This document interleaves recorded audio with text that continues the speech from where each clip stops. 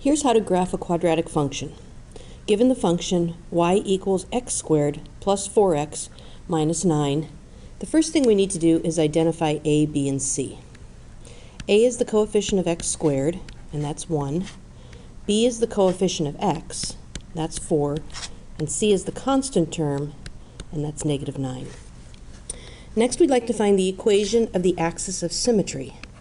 Recall the formula, x equals negative b over 2a, which in this case is going to be negative 4 over 2 times 1, which equals negative 4 over 2, which equals a negative 2. So the equation of the axis of symmetry is x equals negative 2. Remember that this is a vertical line that goes through the vertex of the parabola. Next, we would like to find the coordinates of the vertex. Well, the x of the vertex is the same as the axis of symmetry, x equals negative 2. To find the y-coordinate of the vertex, we plug negative 2 in for x into our original quadratic function, which gives me negative 2 squared plus 4 times negative 2 minus 9, which is 4 minus 8 minus 9, or a negative 13.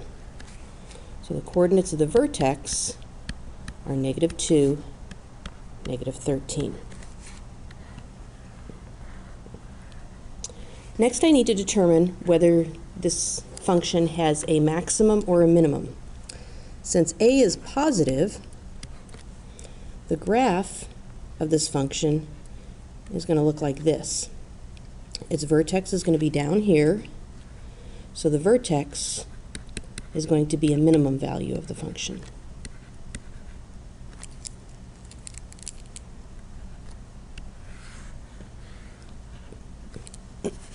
Now I need to graph it. To do this, I'm going to make a table of values. An x column.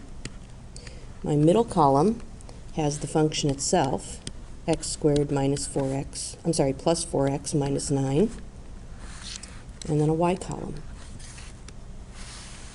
I'm going to plot 5 points, and my middle point is going to be my vertex. So I put negative 2, negative 13 right in the middle of the chart.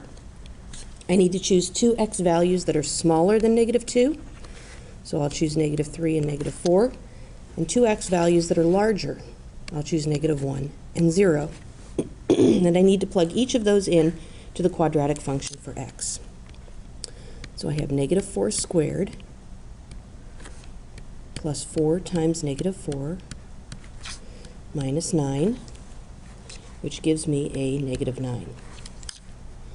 Next, I have negative 3 squared plus 4 times negative 3 minus 9, which gives me a negative 12. And I don't have to do negative 2 because I already calculated that. And I have negative 1 squared plus 4 times negative 1 minus 9, which gives me a negative 12.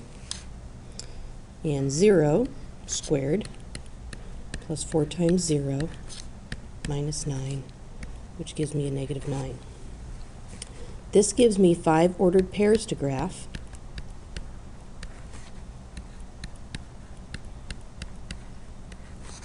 And you'll notice that there is some symmetry in the y-coordinates. And this is supposed to be that way. If you don't end up with symmetry in the y-coordinates, you probably did your calculations wrong. And that's how to graph a quadratic function.